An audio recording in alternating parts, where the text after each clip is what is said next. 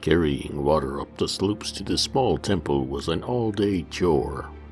Though the path was steep, the days often hot, and the thorns a persistent annoyance, to be chosen as the water-bearer was viewed as an honor. Children who were of age often begged to be the one chosen for the next day, and it was believed that a child delivering the water was especially auspicious. In exchange for this daily sacrifice, those who were sick or hurt or even dying could make a pilgrimage to the little temple, drink from the water in the pool, and find themselves healed, at least until the harbingers arrived. It wasn't often that Theron ran from an opponent, but he found himself fleeing toward the cavern's exit, away from the towering bladed thing that had just torn a hole in his armor. The armor that had been blessed by creation and had taken many such blows before without so much as a chipped pauldron. Theron knew fear then, true fear, deep within his soul, and he was consumed utterly by it. But when the cavern began to shake and stalactites crashed to the ground around him, and the cavern's exit collapsed, Theron found himself again. He turned slowly, readied his weapon in a defensive stance, and found faith in himself once more.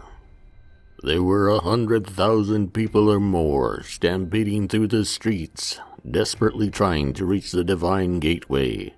So many would die on those streets, trampled by friends, family, neighbors. Stayan was just a guard, one man. All his instincts were telling him to join the crowds, to give in to that feeling in his throat, his stomach. He was on these streets to keep order, but the screams, the noise, the ancients, there was simply too much to focus on anything. When he saw the man ripped from his daughter's hand and pulled into an alley by 4 thugs, he was finally jarred from inaction. This was something he could fix. He drew his weapon and followed them. His body barely held together, breathing ragged. Blood trickled from what felt like 1,000 wounds. Theron dragged himself to the edge of the town. The guards, having caught sight of him, rushed to Theron's side and helped him the rest of the way. They called for help and requisitioned a bed from the nearest freehold. They began the arduous process of removing his armor. It had been bent and rent, and pieces of it seemed almost fused to his flesh. They had never seen armor so mistreated, so completely ruined, so apparently useless against whatever it had been that Theron faced. Yet somehow this man was alive, and they would do what they could to keep him that way. The walls of the city were strong in a way that the ancients' work generally was. They had held for many hundreds of years against sappers, against trebuchets, against magical agents. Now they were crumbling at the hands of the ancients. Hundreds of towering shadows looming over the parapets, crashing through each layer, making holes that the smaller ones could steal through. It was only a matter of time before thousands of them were in the streets, able to bring the fight to their doorsteps. They could only hope that the last of them made it through the divine gateway before that happened.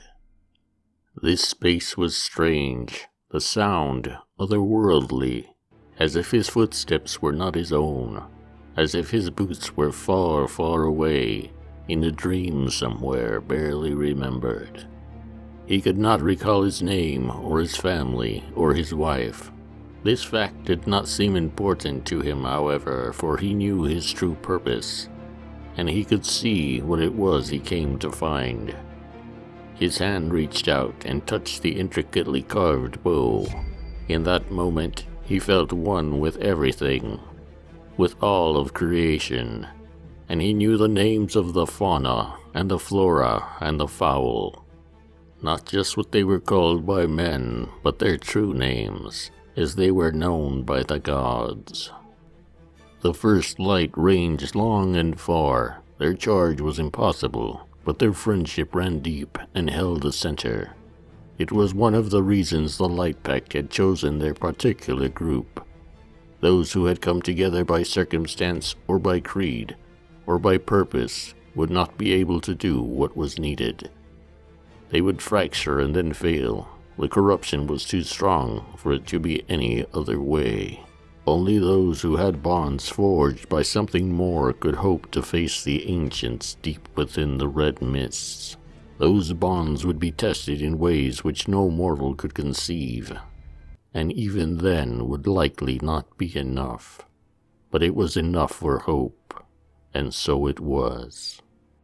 In this episode we learned of a healing spring, followed the adventures of Theron, and caught a glimpse of the apocalypse as brother turned against brother in a desperate attempt to make it through the divine portal. What will we learn next week? Stay tuned by subscribing below.